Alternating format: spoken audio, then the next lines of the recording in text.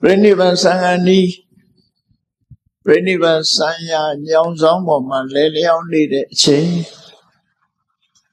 ကောင်းကင်ယံကနတ်တွေကပန်းနေကျဲချပြီးနတ်တူရိယမျိုးစုံနဲ့မြတ်စွာဘုရားကို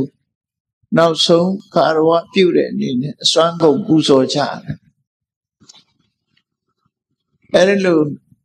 ကောင်းကင်ယံကနတ်တွေကပူဇော်လူပြေကကုသိနာရကမန္တမင်းသားရောက်ရှိလာတဲ့တိုင်းသူပြည်သားတွေဝိညာဉ်မင်းသားတွေအလုံးကမြေပြင်ကပူဇော်နေမြတ်စွာဘုရားကိုနောက်ဆုံးအချိန်မှာ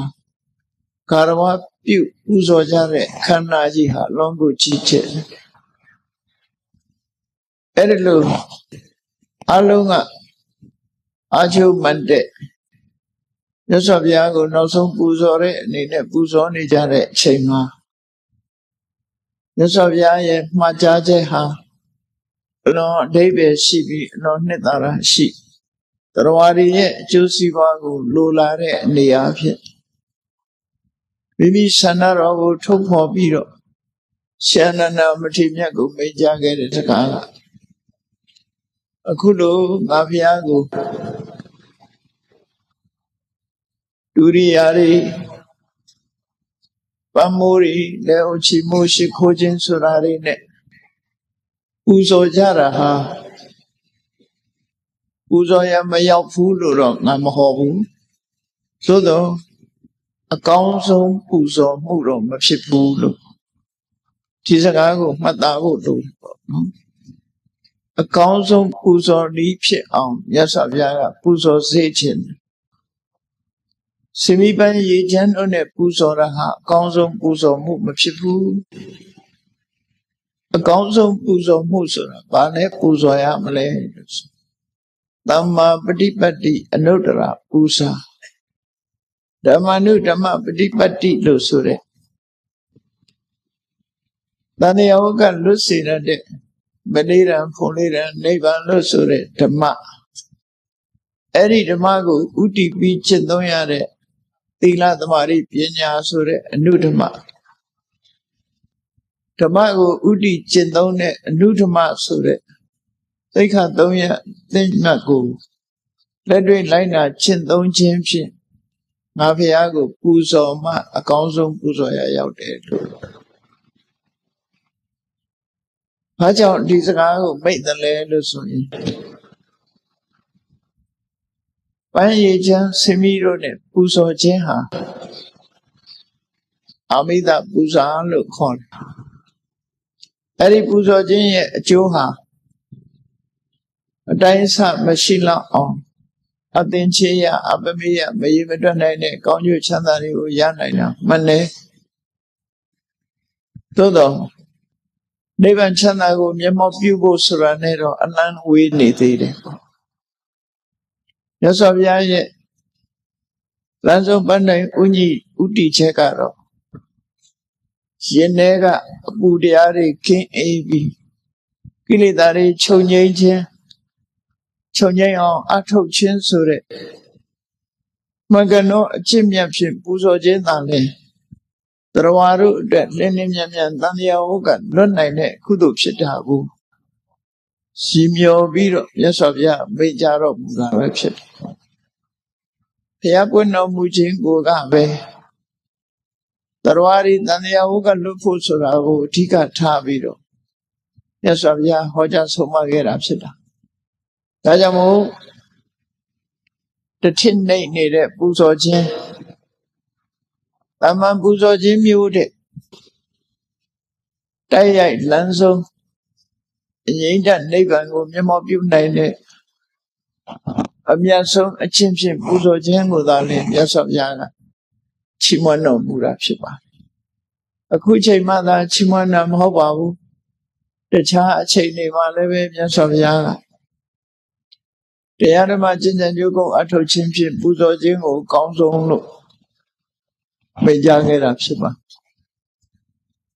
တမန်အဖြစ်နဲ့ကြည့် မိဘတွေရဲ့ရင်နဲ့နှလုံးထဲမှာကိုယ့်ရဲ့သားသမီးကကိုယ့်ကိုပြုစုလှုပ်ကြွေးတာတဲ့ကိုယ်စကားနားထောင်တာကိုပို့ပြီးတော့နှစ်ချိုက်ကြမှာပဲဖြစ်တယ်ပေါ့ကိုယ့်ကိုမြည်မြရင်သားသမီးကပြုစုကိုယ်စကားကိုနားမထောင်ဘူးဆိုလို့ရှိရင်နှစ်ချိုက်ကြမှာမဟုတ်ဘူးဘာကြောင့်လို့ဆိုရင်သားသမီးတွေရဲ့အကျိုးကိုလိုလားလို့သာဖြစ်တယ်ကိုယ်စကားကိုနားထောင်ပြီးတော့လိမ္မာရင်ကြီးတဲ့သားသမီးဖြစ်စေဖို့အတွက်အားလုံးဟာကြီးမားတဲ့စိတ်ဆန္ဒရှိကြတာမှန်ပဲပေါ့မြတ်စွာဘုရားဟာလည်းပဲထို့တူပဲတပည့်သာဝကတွေမိမိချမှတ်ခဲ့တဲ့မဂ္ဂင်၈ပါးအကျင့်တရားကိုကျင့်ကြံကြိုးကိုအထောက်ခြင်းဖြင့်တန်တရားဝဆင်းရဲကမြန်မြန်လွတ်ကင်းတဲ့အရေးကိုပဲအကောင်းဆုံးဖြစ်ရှုမြင်မှာကတော့သိကြတာပဲပေါ့ဒါကြောင့်မို့ဒီကနေ့မြတ်စွာဘုရားရဲ့ကိုယ်ဆိုတော်စာမြတ်စွာဘုရားရဲ့ဓာတ်တော်မွေတော်တွေတည်ထားပြီးတော့မြတ်စွာဘုရားရဲ့ရုပ်ပွားဆင်းတုတော်ထုလို့ပူဇော်ထားတဲ့စီသူရှင်တရက်ခမြတ်စွာဘုရားကိုရောမြတ်ကြီးကိုဒီကနေ့တရားဟောခြင်းတရားနာခြင်းဖြင့်ပူဇော်မှုဟာမြတ်စွာဘုရားအကြိုက်ပူဇော်ခြင်းဖြစ်တယ်လို့မှတ်ထိုက်တယ်ပေါ့ဓမ္မအတိဟာတန်တရားဝကလွတ်ကင်းမှုဓမ္မအတိရှိခြင်းကဆင်းရဲဒုက္ခတွေကလွတ်မြောက်ဖို့အတွက်ဖြစ်တယ်ဓမ္မရတ္တကိုခံစားပြီးမိမိတို့ဘဝမှာကြုံတွေ့ရတဲ့ဆင်းရဲဒုက္ခတွေပြဿနာတွေကိုဖြေလျော့နိုင်ဖို့အတွက်မြတ်စွာဘုရားဟောတဲ့ဒေသနာတော်ကဓမ္မရတ္တကိုယဉ်တဲ့နှလုံးထဲရောက်အောင်မှတ်သားနိုင်ယူပြီးသင်္ခါစအဖြစ်လိုက်တာကျင့်သုံးကြမယ်ဆိုလို့ရှိရင်တန်တရားဝကလွတ်ကင်းနိုင်တဲ့အနေအထားမျိုးကိုရမှာဖြစ်တယ်ဓမ္မပဒဒေသနာမှာဓမ္မရတ္တနဲ့ဘဝသင်္ခါစများကိုမြတ်စွာဘုရားဟာကာထာပုတ်ပေါင်း400ကျော်ဖြင့်ဟောကြားဆုံးမခဲ့တာဖြစ်တယ်ဒီကနေ့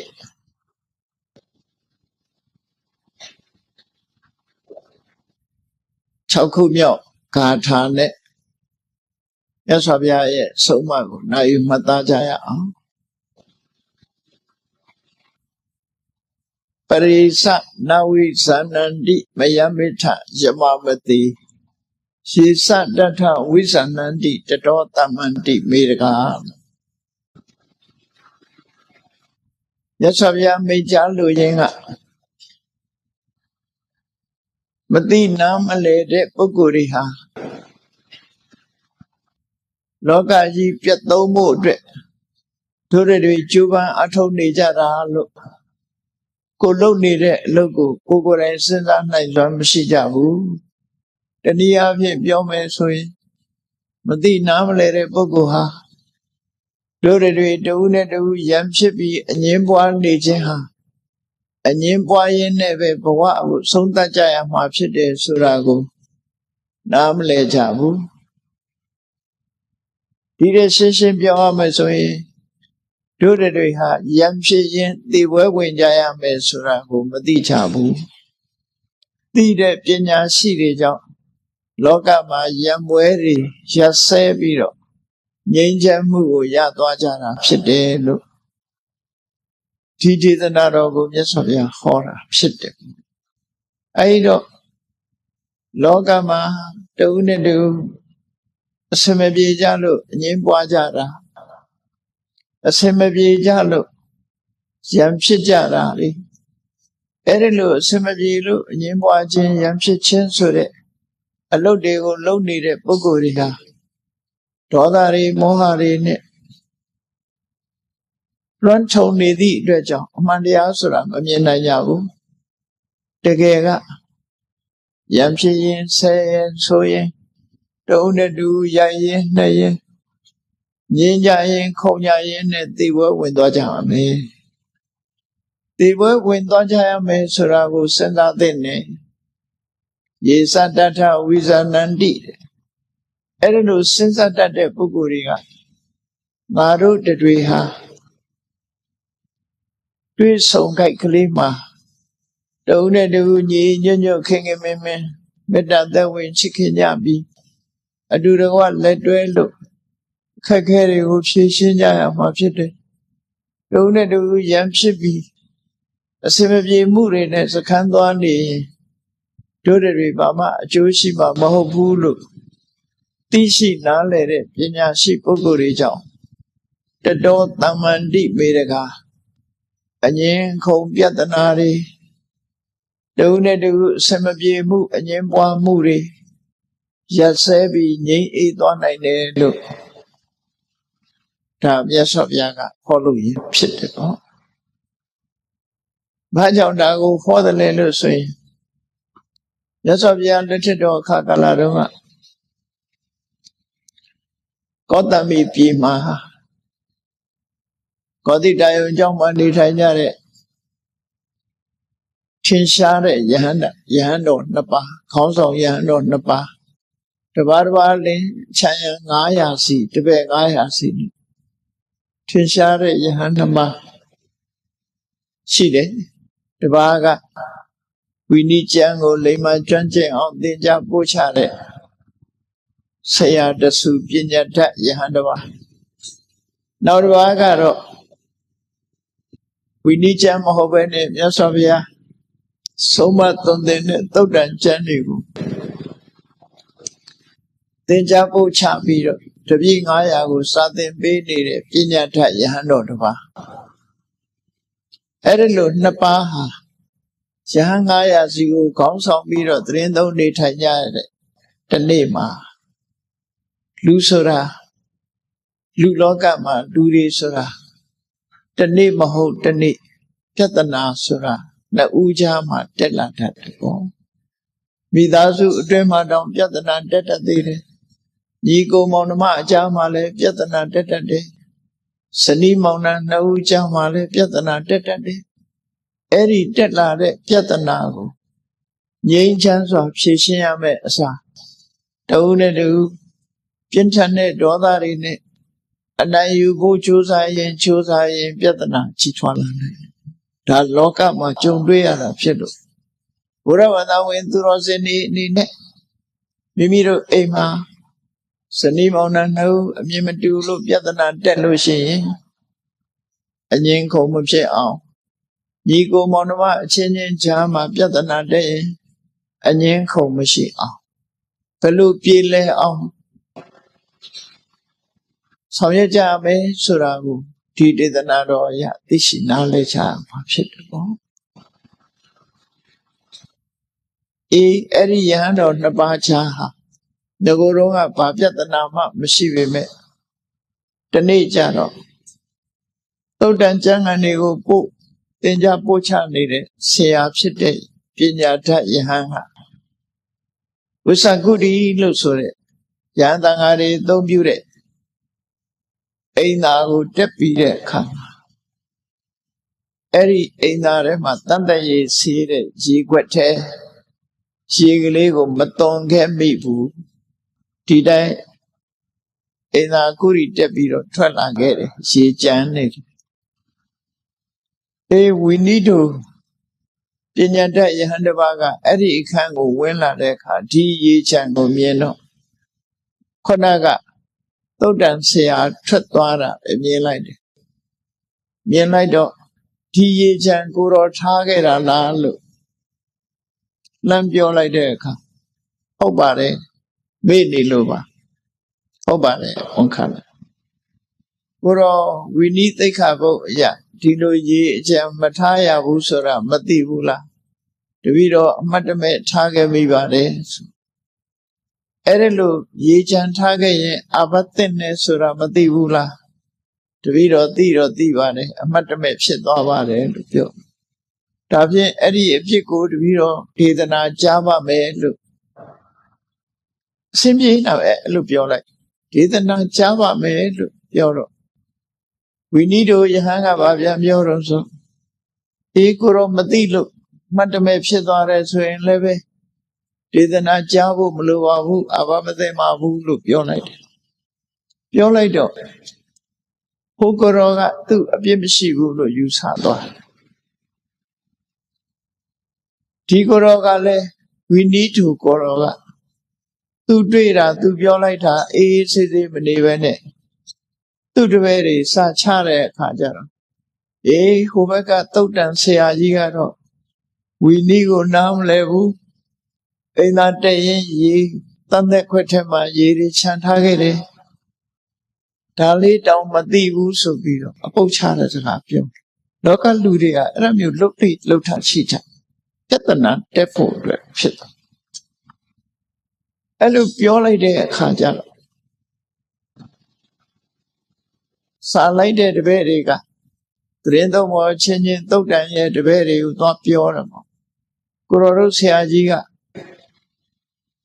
တန်တဲ့ကြီးခြံခဲ့တာအဘသိနေဆိုတာမသိဘူးလို့ပြောတယ်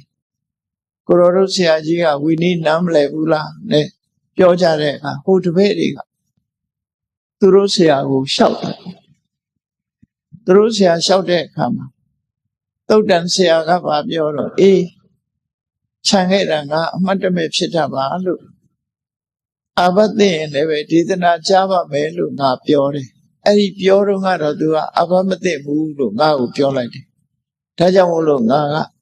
အဘမသိဘူးဆိုပြီးတော့နေတာလို့အခုတော့သူကအာဘသိတယ်လို့ပြောပြန်ပြီဒီလူဟာလူလိမ့်မယ်ဆိုဟောမကျင့်တတ်မှုတွေဒီလိုဖြစ်လာစနော်တန်ဃာတွေအတွင်းမှာဒီလိုမကျင့်တတ်မှုတွေတုံးနဲ့တူပုတ်ခတ်တဲ့စကားတွေကစပြီးကောတံမီယဟန်တွေဟာအကြီးအကျယ်ပြဿနာတက်ပြီးတော့မြတ်စွာဘုရားညီညွတ်စိတ်ဆက်ပေးတာတော့မှမရတဲ့အတိုင်းမြတ်စွာဘုရားကိုယ်တိုင်တော့မှပါဠိလျက်ကတော့ကိုကြွသွားပြီးတဝါဆိုရဒီယဟန်တွေဟာညီညွတ်အောင်စိတ်ဆက်ပေးလို့မရဘူးတုံးနဲ့တူနောက်ဆုံးမှမျက်နှာချင်းမဆိုင်နိုင်တော့အောင်အုပ်စုနှစ်စုကွဲသွားတယ်အဲ့ဒီအုပ်စုနှစ်စုကွဲရကသူတို့ကိုယုံကြည်ကိုးကွယ်တဲ့တရားတွေလည်းကွဲသူတို့ရဲ့ဩဝါဒခံတဲ့ဘိက္ခုနီသံဃာတွေလည်းကွဲသူတို့ရဲ့ကိုယ်ဆောင်နှံ့တွေသူတို့နဲ့ပတ်သက်တာတွေကလည်းပဲအကုန်လုံးဗြဟ္မပြေထီအောင်အကွဲဆက်လန်းကြီးဟာကြီးထွားသွားတယ်ဟောအုပ်စုဆိုတာဒီလိုရှိတတ်တယ်ဒါလူလောကမှာဖြစ်တာရှိတဲ့သဘာဝတရားပဲနော်အဲ့ဒီသဘာဝတရားနဲ့ပတ်သက်ပြီးမြတ်စွာဘုရားကသင်္ကန်းစာပေးတာပရိသနာဝိဇာနန္တိမယမေထယမမတိငါတို့ဟာတုံးနဲ့တူပြေလည်အောင်လုပ်ရမယ့်အစားတုံးနဲ့တူရံဖြစ်ပြီးအငင်းပွားနေခြင်းဟာသေရွာသို့အငင်းပွားရင်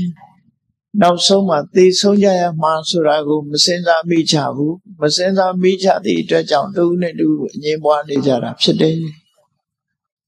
တို့တွေဟာ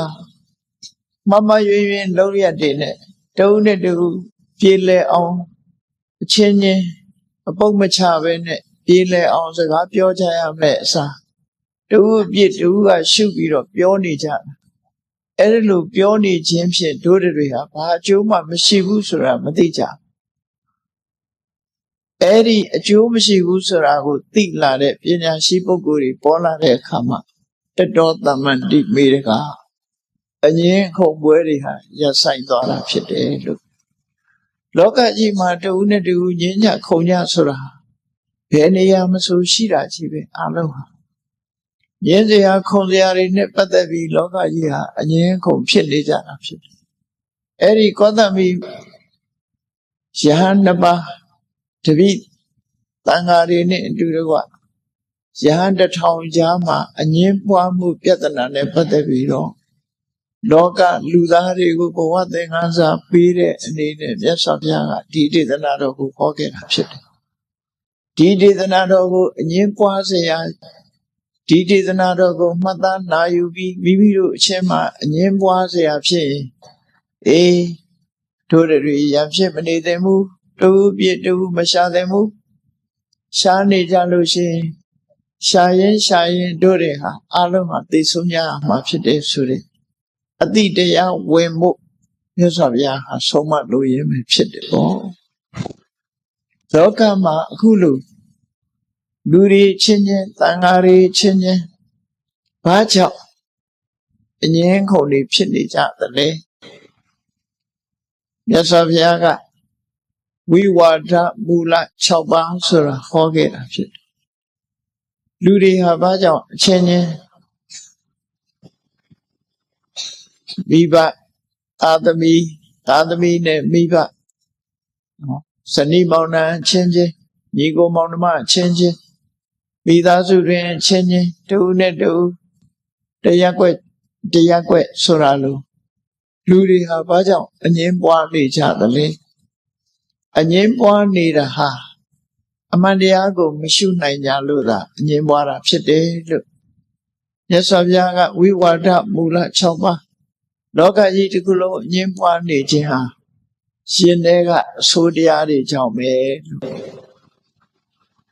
ဝိဝါဒမူလသုတ်တံမှာအဲ့လိုဟောထားတာဒီနေရာမှာဖြစ်ဆွဲမသားနာယူကြရမှာဖြစ်တယ်ပေါ့ဝိဝါဒမူလ6ပါးဆိုတာဘာလဲလို့ဆိုရင်နော်ကောဋဥပနာဟစိတ်တူခြင်းနဲ့အညိုအတေးထားခြင်းလူတွေဟာထိခနဲ့ရှိရင်စိတ်တူတတ်စိတ်မရှိဘူးမိဘကလည်းသာသမီပေါ်စိတ်ရှိခြင်းမရှိတယ်သာသမီကလည်းမိဘပေါ်စိတ်ရှိခြင်းမရှိတယ်ညီကိုမောင်နှမအချင်းချင်းလည်းစိတ်မရှိဘူးစိတ်တူကြတယ်အဲ့ဒီစိတ်တူခြင်းဟာအငြင်းပွားခြင်းရဲ့အကြောင်းပဲဖြစ်တယ်ဒါကြောင့်မို့စိတ်တူမယ်ဆိုရင်စိတ်မတူအောင်ကိုယ့်ကိုပြုပြင်ရမှာဖြစ်တယ်မှန်ကန်စွာနှလုံးသွင်းပြီးတော့ကောဋဆိုတဲ့စိတ်တူမှုဒေါသတရားကိုလျှော့ချကြရမှာဖြစ်တယ်အဲ့ဒါကိုမလျှော့ချနိုင်ဘူးစိတ်တူတာပဲခုံယူပြီးတော့ငါကမရဘူးထိခနဲ့ရှိစိတ်တူတယ်ငါစိတ်ကိုလာမစမ်းနဲ့လို့ဆိုတာမျိုးတွေမလုပ်ဖဲနဲ့အေးငါစိတ်တူမိတာမှားပါတယ်နောက်မဖြစ်စေရပါဘူးဆိုပြီးစိတ်တူမှုကိုလျှော့ချဖို့လိုအပ်တယ်ဘာနဲ့လျှော့ချရမလဲလို့ဆိုလို့ရှိရင်မှန်တရားကိုစဉ်းကျင်သုံးသပ်ခြင်းဖြင့်လည်းလျှော့ချနိုင်တယ်ဒေါသရဲ့အပြစ်ကိုရှုမြင်သုံးသပ်ခြင်းဖြင့်လည်းလျှော့ချနိုင်တယ်တစ်ဖက်သားအပေါ်မှာအပြစ်မမြင်မဲနဲ့မေတ္တာသက်ဝင်ခြင်းဆိုတဲ့အကောင်းမြင်တဲ့ရှုမြင်သုံးသပ်ခြင်းဖြင့်လည်းလျှော့ချနိုင်တယ်အပြစ်ကိုရှုပြီးဆိုရင်ဒေါသဖြစ်မှာပဲအပြစ်ကိုဘယ်တော့မှမရှုနဲ့ကောင်းတဲ့ကွက်ကလေးကိုသာရှု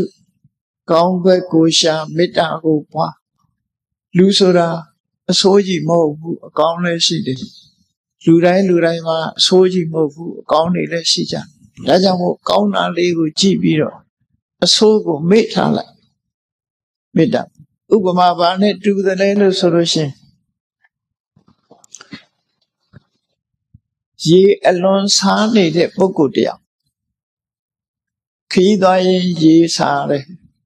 ရေတောက်စရာရေအိုင်ကြီးတစ်ခုတွေ့တယ်သို့တော့အဲ့ဒီရေအိုင်ကြီးကအပေါ်ကမော်သေးမော်ညင်းနေနဲ့ဖုံးနေတယ်ရေကလည်းပဲမတော့ရမနေနိုင်တဲ့အခါအိုင်နဲ့ဆင်းပြီးတော့မော်သေးမော်ညင်းလေးတွေကိုလက်နဲ့ဖယ်ပြီးတော့ရေကိုတောက်တယ်အစာပြေအောင်ရေကိုတောက်လိုက်တယ်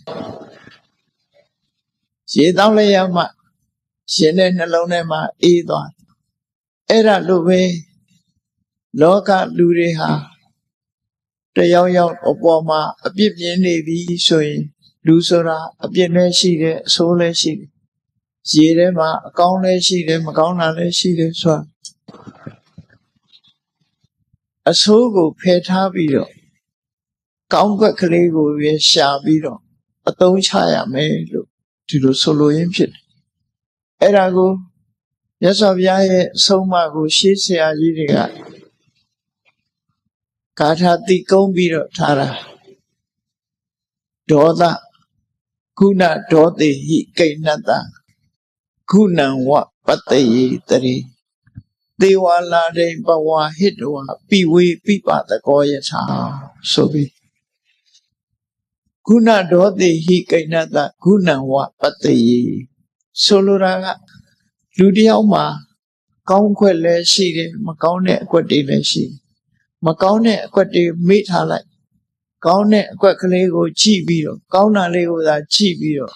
သူ့ပေါ်မှာမေတ္တာသက်အောင်ကြိုးစားပါလို့အဆိုးကိုဘယ်တော့မှမကြည့်နဲ့ပြောရေးစားလို့ရှိရင်မော်တွေရှိနေတာကိုမကြည့်နဲ့အသာလေးဖယ်လိုက်ရေလေးကိုသာတောက်လိုက်မော်တွေကိုဖယ်ပြီးရေလေးသာတောက်တယ်လို့ပဲ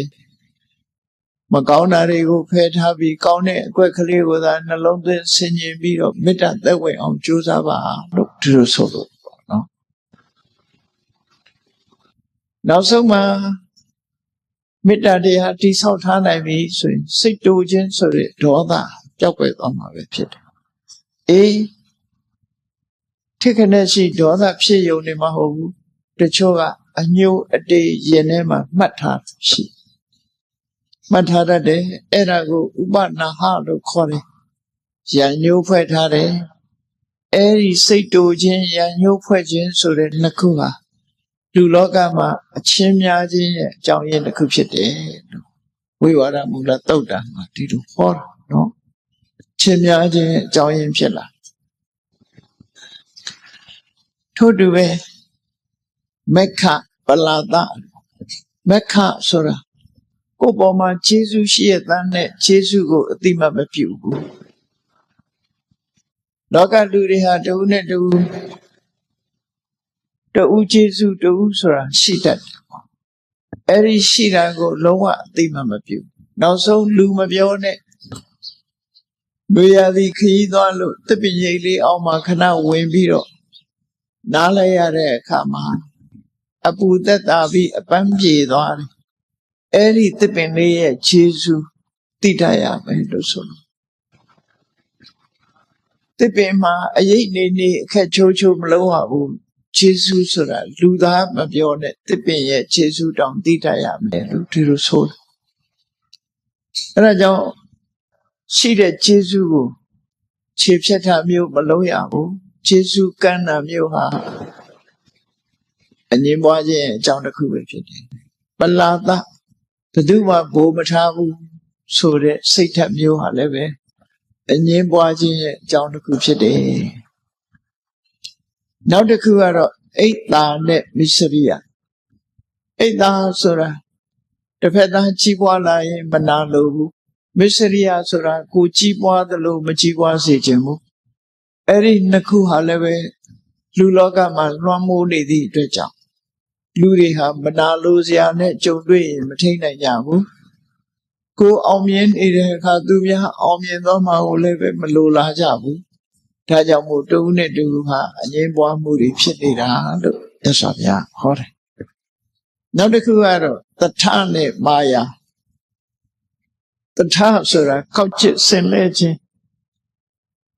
မာယာဆိုတာလှည့်စားခြင်းဘာကွာသလဲဆိုရင်ကောက်ကျစ်ဆင်လဲတယ်ဆိုတာ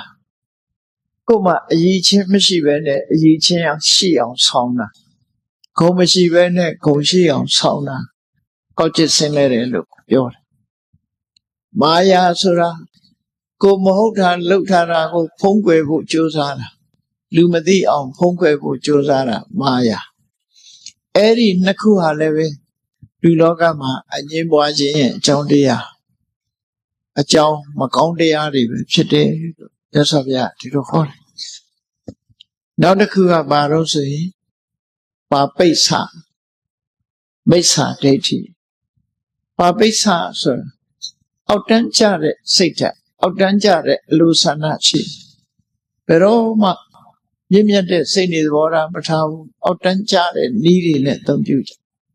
ဆိုပါစို့ဒီမိမိကိုယ်တိုင်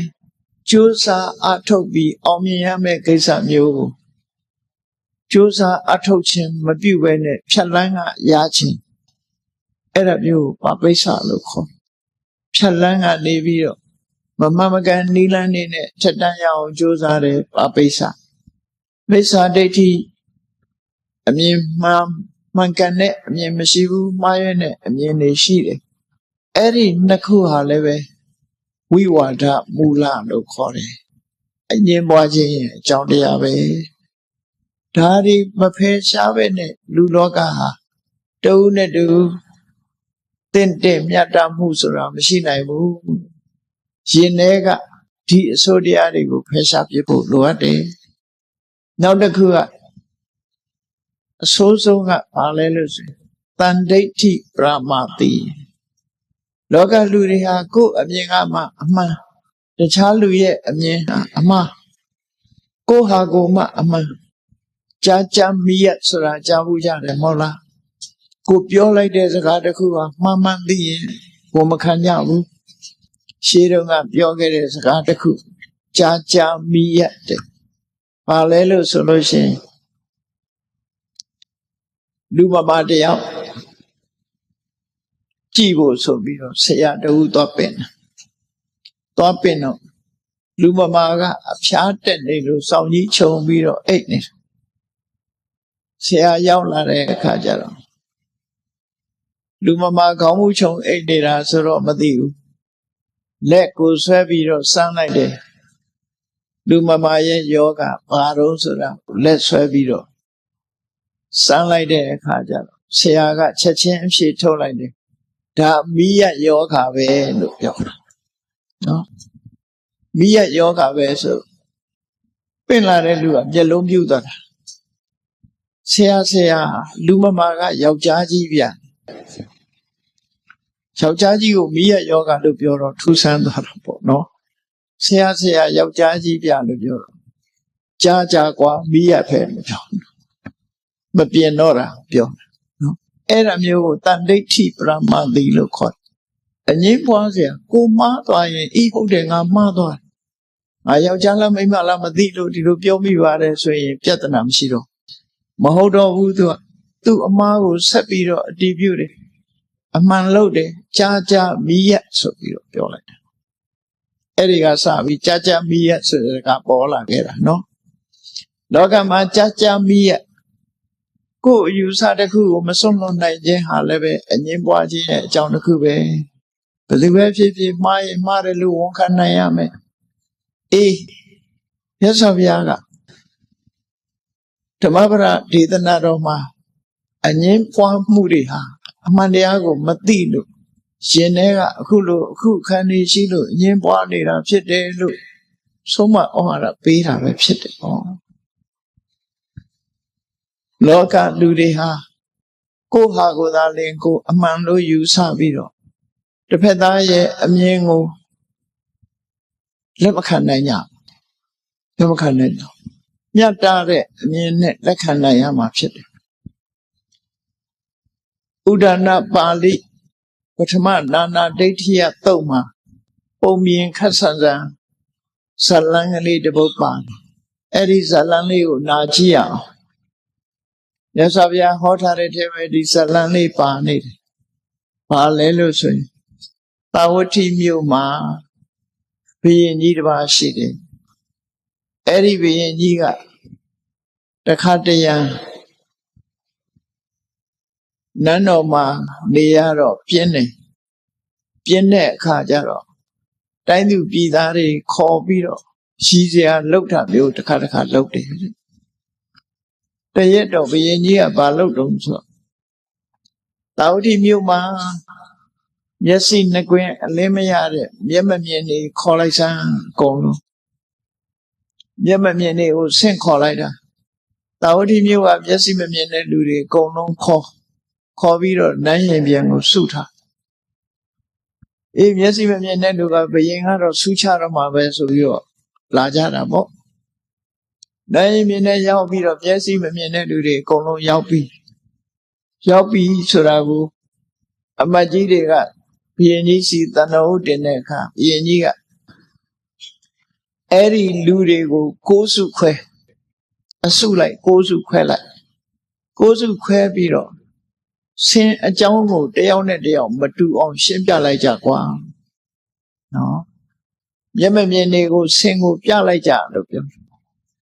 ဆင်းဆိုတာဒါပဲဟဲ့လို့ဆိုဆင်းကောင်ကြီးကိုပြခိုင်းတော့လူ6စုပထမအစုကိုဆင်းရဲ့ဥခေါင်းကိုကင်ပြီးတော့ပြတယ်ဆင်းဆိုတာဒါပဲကွာစမ်းတယ်မျက်စိကမမြင်တော့ဆင်းကောင်းကြီးကိုစမ်း Sambiro Senye Pondarango Foreka, Sensora ye Oji Luvala Oji Luvala Sengo One to the Lupata Eritasua. Now do dia Sugo Sankaine Kama Nayako Sankaine. Oh, Senaji Kankai Da Sensora Da Velos, Dudia Sua. Ha Senaya Sura, Sagoji ne Duana. Sensora Sagoji ne Duana. Tadia Asujano, Aswego Sankai Viro. Sensora Da Velubio, Aswe Sanegonia. Sensora Tanjauni ne Duravala, Single Platoja. Sadota Asujano, Sin Namo Sambio, Sensora Da Vequadubio. Ha, Sensora ha, Tondo Tonanine Durabana, Tiru, Piojac. Nayamio Suguro, Sin Gode Yu Sanka, Sambi Sensora Dave Lubiodeca, Eri Ludega Sambiro, Ha Sensora Saveji Nayanine Duala, Single Ponza Mumune Mata Nature. Sadota Asujalosin, Senior Chiroko Sankai be Sensora da Velupio. Ha Sensora Taini Luvala. Now the cat the Honibio Sugo Jaro. Senior Mituyo Sankai Sambido. Ha Sensora Nayoso Niluvala. Hobetibe Dura. Now the car, Shikumia Sujaro. Senye need to a yo Sankaine. Sankaine car Sensora. Through Satan Tenari Pioja. Now the car, Amiviago Sankai be there. Go young Su, Amiviago Sano. Sensora, the Via Siji Luba. Oh, single. They only do on Pianite. Eri Salaniga. Bengeroma Papure. Yama Pasarema, Yemamin Bona Chow Yao Supiro. Itemayi. Aku. Yasavia Pitica Sabi Rema. Udam Palidoma. Patama Nana Detia Toma, Arisalamba. Trusanli, no? Esalanlipa. Erelu single pian be kama. Pieni good, Tano Denian, Shivia, Shimini, Yemamin Tugani, single pian be babi, through Semi Bija babi. Pienia Ejalama Trella. Trella be there, Kajano. Gosu Queta and Ludio Pior. Momeno Sensora Dujavala. Dubavi, Pida. Get up here, Piosa, sing about it to those. Go, the Gao Sami de Luria. She ojine to what hands top. Janet Gonia Magina. Arusana, J. Omo. So, Nivia Sami de Gong, to be Siva, and ye own it to. Ticoni being Modio di Pioni lesson. They are there. Yes, yes, I'm told it. Yes, I'm told you. They are the new Pioja de Kama. Mahobu hold it, Nimbiro. Tabiro, Navan Yan. Yememi to any Yamchelajana. Single Nina in Yamchelajana. Eddie Jarama being near to a Wanda Aya Pio Viro Gira, a Pimpira. No. Yes, of Yaga Erago Ubamani ne Hode. Loka Ludariha Deone Dio. Tino Quimelo Nayabu. Go Tirama, Go Hama, among Luso Viro, Yusa Viro, Yenko Nejana. Tegegaro, Sengo, a bit so. Yenyara, Diama Babu, to say it now that Yenejana. Alo Sulaiman so is single Loni Bola Mapite. Erago Madidi Doja. The coup the Pemian in a Yenijara, a Mammy Yenza, Masibu, so be. Yes, of Yaga, Edima did the Nado the Boku Horek. Ime tu kira tisandi eke davana pimana. Lokama yuwara yenko nejare davana pimana reha. Kotanya tanya bomai mata chabiro. Turaba piora go. Kwemelo nanyabu. Sana wikachana wiwadandi. Kotena gobe. Ade sokain tabiro. Sana Ekenga Tatino, Kotire, Bangalego, Ade Sokabiro, and Yemwani Jarana Pide, Yosov Yaga, Tengansa the Kuni. Ero, Poyiru de Kulu, Jauya the Kune, and Yemwasia Drila Lusin. Tumiena le Homabe, Namiena le Homabe, Naku Ponsa Lima, Amien Nakuha, is of my Pide. Nga akong long mamien de lo ve phit me so mnyin me ne nyi nyွတ်စိတ်ဆက်ဖို့လိုအပ်တယ်ပေါ့ဒီလိုဆိုလို့လေပေါ့အငြင်းခုံမလုံးတင်ဘူးငါသိတာမပြည့်စုံသေးဘူးသူသိတာနဲ့ပေါင်းစပ်မှသာပြည့်စုံမယ်ဟောဒီပုံစံမျိုးဒီလိုဆိုလို့လေပေါ့ခိကလာတဲ့ပုံဝတ္ထုလေးတစ်ခုပြောအောင်အင်္ဂလိပ်လိုရေးထားတဲ့ဖတ်စာလေးတစ်ခုထဲမှာ English by Stranger ဆိုတဲ့စာအုပ်မှာပုံဝတ္ထုလေးတစ်ခုရေးထားတာရှိ There are two sides in every question ခေါင်းစဉ်လေးပေးတာပြဿနာမှာနှစ်ဖက်အမြင်ရှိပါတယ်ပြဿနာတစ်ခုမှာအမြင်နှစ်မျိုးရှိပါတယ်ဆိုပြီးတော့ရေးထားတာမှတ်သားစရာလေးတစ်ခု။ဘာရေးထားတော့ဆိုရှေးခေတ်ကခရီးသွားကြတယ်မြင်းစီးပြီးတော့သွားတောင်ကုန်းလေးတစ်ခုမှာစားတော့ဆိုင်လေးတစ်ခုဖွင့်ထားတယ်လမ်းကြီးကတောင်နဲ့မြောက်ဖောက်ထားတောင်ဘက်ကလာတဲ့လူတွေကလည်းအဲ့ဒီနားမှာခဏအပန်းဖြေမြောက်ကလာတဲ့လူကလည်းအဲ့ဒီတောင်ကုန်းလေးပေါ်ရောက်ရင်အဲ့ဒီနားမှာအပန်းဖြေအရေးအဝါဒကောင်းကောင်းနဲ့စားတော့ဆိုင်လေးတစ်ဆိုင်ဖွင့်ထားတယ်စားတော့ဆိုင်လေးတစ်ဆိုင်ဖွင့်ထားတယ်တနေ့ကျတော့တောင်ကနေမြောက်လာတဲ့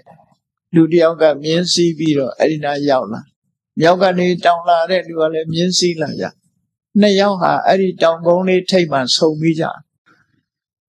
ဆုံပြီးတော့နှစ်ယောက်စလုံးကနားကြမယ်ဆိုမြင်းမော်ကခုံဆင်းပြီးတော့တယောက်ကအပေါ်မော့ကြည့်လိုက်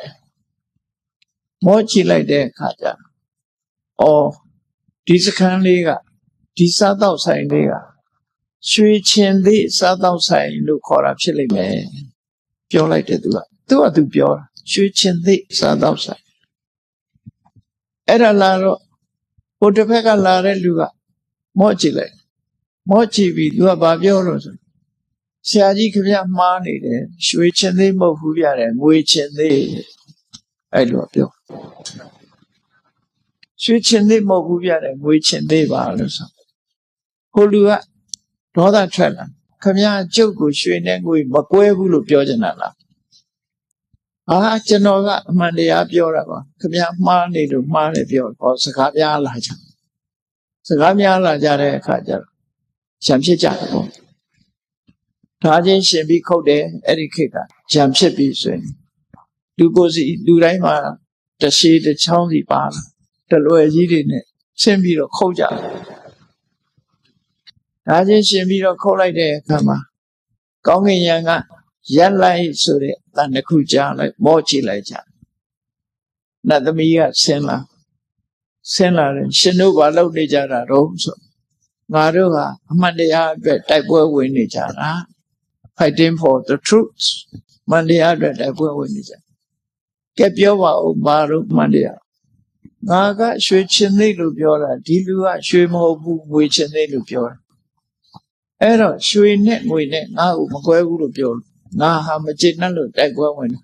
ဟိုလူကလည်းပြောတယ်ကျွန်တော်ကရွှေငွေမှုငွေချင်သေးပြောတာသူကရွှေစွညင်းနေတယ်ဒါကြောင့်မို့ကျွန်တော်ကအမှန်တရားအတွက်တိုက်ပွဲဝင်တယ်အဲ့ဒါလို့အငင်းဖွားနေတဲ့အခါနတ်သမီးကကဲရောက်ဘက်ကလာတဲ့ဂျင်တယ်မင်းကတောင်ဘက်ကိုသွားတောင်ဘက်ကလာတဲ့ဂျင်တယ်မင်းကမြောက်ဘက်ကိုသွားပြီးတဲ့အခါမှာ Eri how mochi like that so. Chende yoga sweet effect with the pet load. No? Sweet effect with the pet.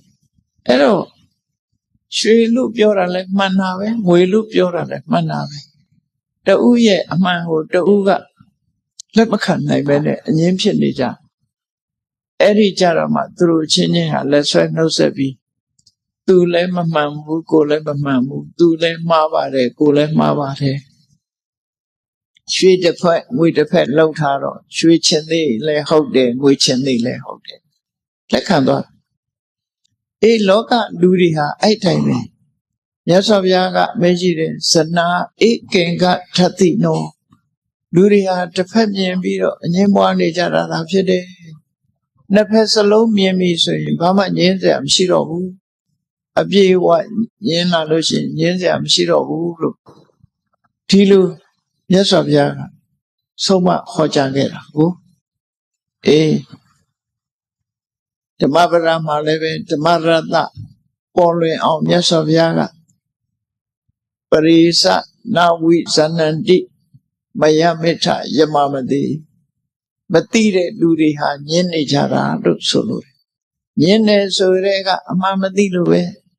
Amamadi Uso Grega, Amadi Nijare, so that they be out. Mabizone, Adihale, Amandi Mahobu. The word of yet Dide, Adihale, Amandi Mahobu. Rajamo, Erlo, Yanko Neja. Hadakuma, Jumshibu, Banyanko Yahadale, Mangane, Joshi, Parisa, Nawi Zanandi, Dinyan Kemere, Bogoriha, Mandea Surago, Madija. Tade Magabu, Maya Meta, Yamabadi, Maruha,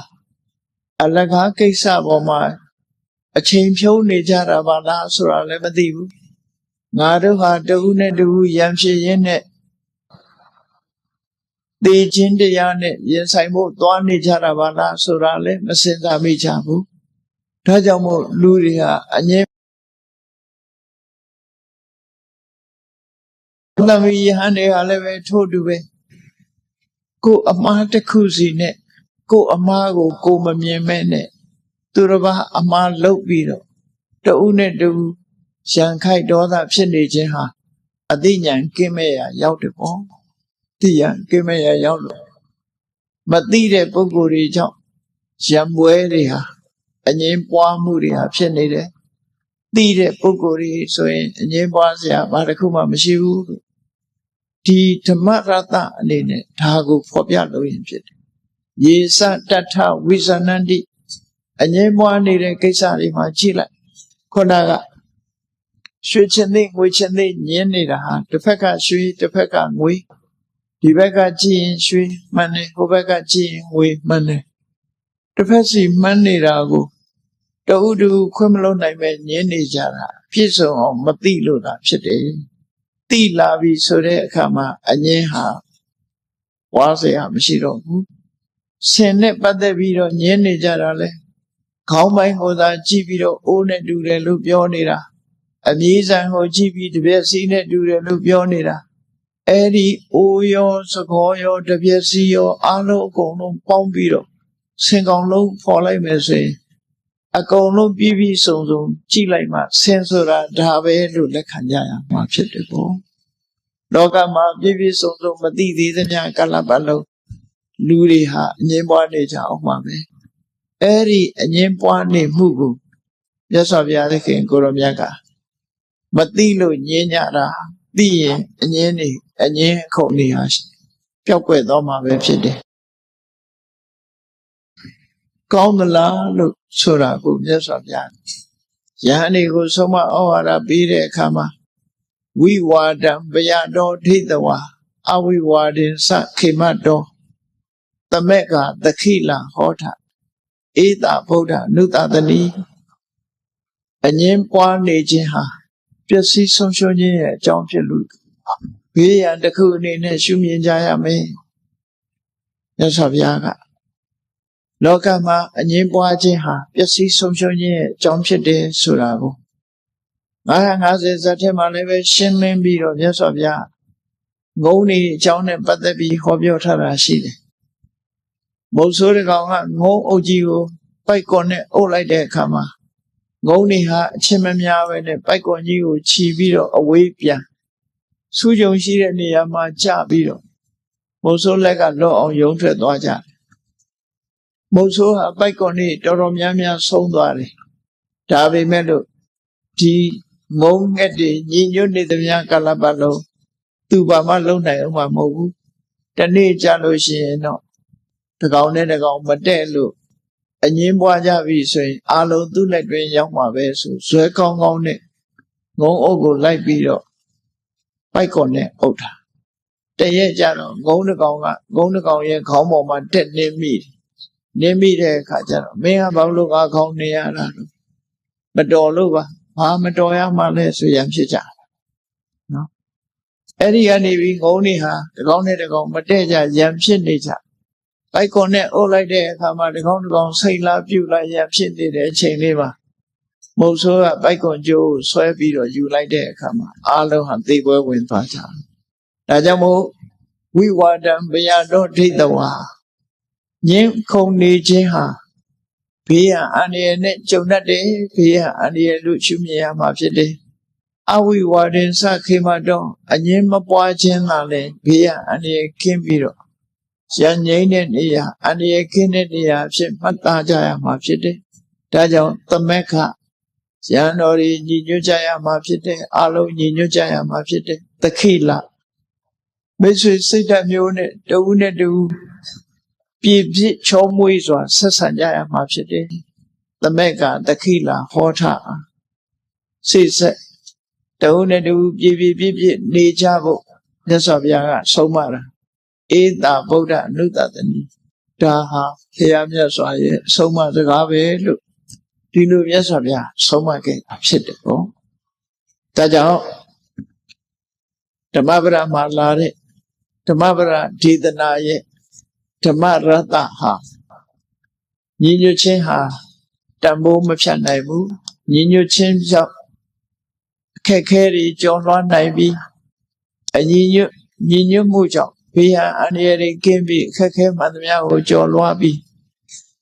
သမက္ကနံတဘောတုခောလို့ဆိုတဲ့အတိုင်းညီညွတ်တဲ့ပုဂ္ဂိုလ်ရဲ့အကျင့်ဟာအရာခတ်သိမ်းမှာအစဉ်ပြေချုံးမွေ့တယ်ဆိုတာကိုမြတ်စွာဘုရားကဆုံးမလိုရင်းဖြစ်တယ်တရားချစ်ခင်သူတော်စင်ပြိဿပေါင်းတို့ဓမ္မပဒဒေသနာမှဓမ္မရတ္တများကိုနာယူမှတ်သားကြရတဲ့အတွက်မိမိတို့ရဲ့ဘဝမှာလက်တွေ့ကျင့်သုံးရမယ်ဘဝသင်္ကန်းစာများကိုအရာယူကြရမှာဖြစ်တယ်ဘဝသင်္ကန်းစာတွေကိုရယူပြီးတော့မိမိတို့အချင်းချင်းမိသားစုအတွင်းညီကိုမောင်နှမတွေအတွင်းအချင်းချင်းရဲ့အတွင်းအဖွဲ့အစည်းတွေရဲ့အတွင်းမျိုးသူမျိုးသားတွေရဲ့အတွင်းအားလုံးလုပ်ဖို့ကိုင်မဲ့တွေရဲ့အတွင်းမှာအချင်းချင်းစကားမများပဲနဲ့ညီညွတ်စွာလုပ်ကိုင်ဆောင်ရွက်ပြီးပြည့်ပြည့်ချောမွေ့စွာဆက်ဆံရမယ်ဆိုလို့ရှိရင်လောကမှာလည်းကောင်းကျိုးရမယ်တန်တရားမှာလည်းကောင်းကျိုးရကောင်းကျိုးတွေအနန္တရပြီးတော့မိမိတို့လိုအပ်တဲ့ဘဝပန်းတိုင်ကိုလမ်းကင်နိုင်ကြမှာဖြစ်တယ်ဆိုတာကိုယ်စီသဘောကျပြီးမြတ်ဗုဒ္ဓရဲ့ဆုံးမအတိုင်းလိုက်နာကျင့်သုံးနိုင်ကြပါစေကုန်သတည်း